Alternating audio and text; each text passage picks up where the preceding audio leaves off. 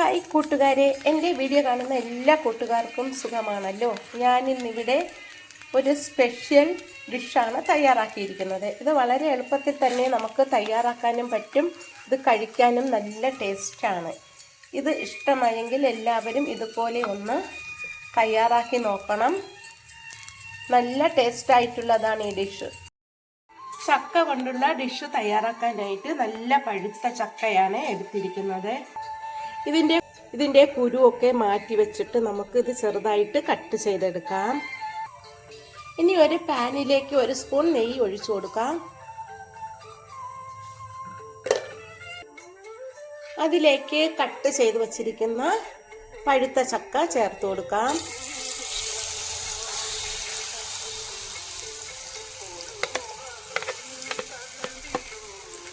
അത് ഒന്ന് ഇളക്കി കൊടുക്കാം. കുറച്ച് സമയം ഇത് ഇളക്കി കൊടുക്കാം.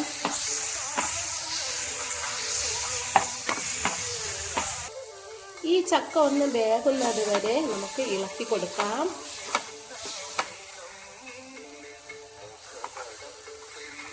വെന്ത് വരുന്നുണ്ട്. ഇതിലേക്ക് നമുക്കിനി 1 കപ്പ് തേങ്ങ ചുരണ്ടിയത് ചേർത്ത് കൊടുക്കാം.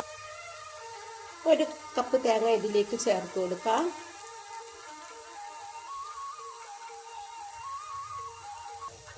2 ഏലക്ക ചതച്ചതിട്ട് കൊടുക്കാം. ഇതിലേക്ക് ഇനി കുറച്ച് ശർക്കരപ്പൊടി ചേർത്ത് കൊടുക്കാം. ചക്കയ്ക്ക് നല്ല മധുരമുള്ളതുകൊണ്ട് കുറച്ച് ചേർത്താൽ മതിയാകും. ഇനി നമുക്കിതെല്ലാം കൂടി ഒന്നുകൂടി ഒന്ന് വഴറ്റി കൊടുക്കാം.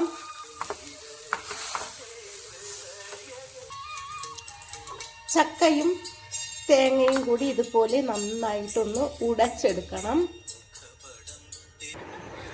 ഇതിപ്പോൾ നന്നായിട്ട് ഞാൻ ഉടച്ചെടുത്തു. ഇനി നമുക്കിത് മാറ്റി വയ്ക്കാം. ഇനി ഒരു പാത്രത്തിലേക്ക് 1 കപ്പ് ഗോതമ്പ് പൊടി ഇട്ട് കൊടുക്കാം. ഒരു കളർ കിട്ടാൻ വേണ്ടി 1/4 സ്പൂൺ മഞ്ഞൾപ്പൊടി ചേർത്ത് കൊടുക്കാം. മാവിലേക്ക് കുറച്ച് ഉപ്പുപൊടി ചേർത്ത് കൊടുക്കാം. ഇനി ഇതെല്ലാം കൂടി ഒന്ന് മിക്സ് ചെയ്യാം. ഒരു കളറിന് വേണ്ടിയിട്ടാണ് മാവിലേക്ക് മഞ്ഞൾപ്പൊടി ചേർത്തത്. കളറൊന്നും ചേർക്കുന്നില്ല. ഇനി നമുക്കിത് കട്ട കെട്ടാതെ കുറേശ്ശെ വെള്ളമൊഴിച്ച് കുഴച്ചെടുക്കാം. കുറച്ച് വെള്ളം കൂടി ചേർത്ത് കൊടുക്കാം.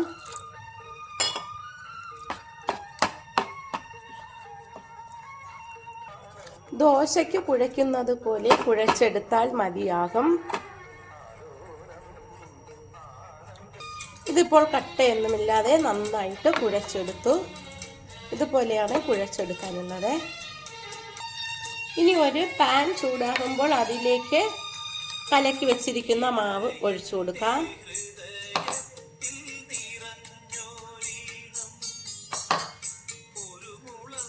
ഇതൊന്ന് ചുറ്റിച്ചു കൊടുക്കാം. ഇനി നമുക്കിതൊന്ന് മറിച്ചിട്ട് കൊടുക്കാം.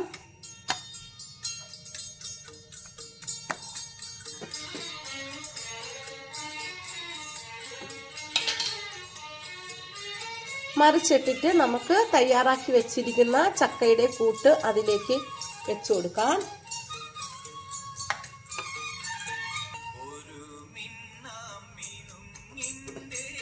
ഇതുപോലെ വെച്ചിട്ട് നമുക്കിതൊന്ന് മറിച്ചിടാം.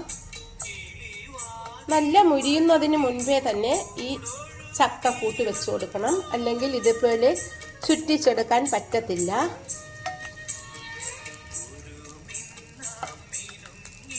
ഇത് നമുക്ക് ഒന്ന് മുരിയിച്ചെടുക്കാം.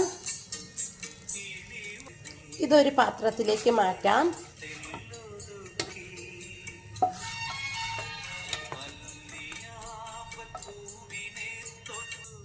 ഇതുപോലെ അടുത്തതും നമുക്ക് ചുട്ടെടുക്കാം.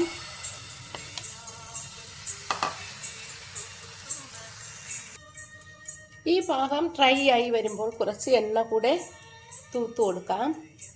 എന്നിട്ട് നമുക്കിത് മറിച്ചിട്ട് കൊടുക്കാം.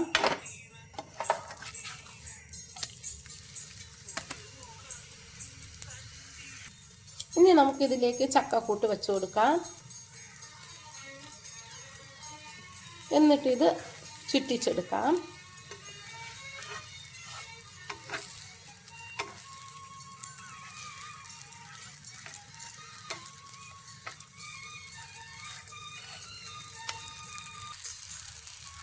എല്ലാ മാവിലും ഞാനിത് ചുട്ടെടുത്തു.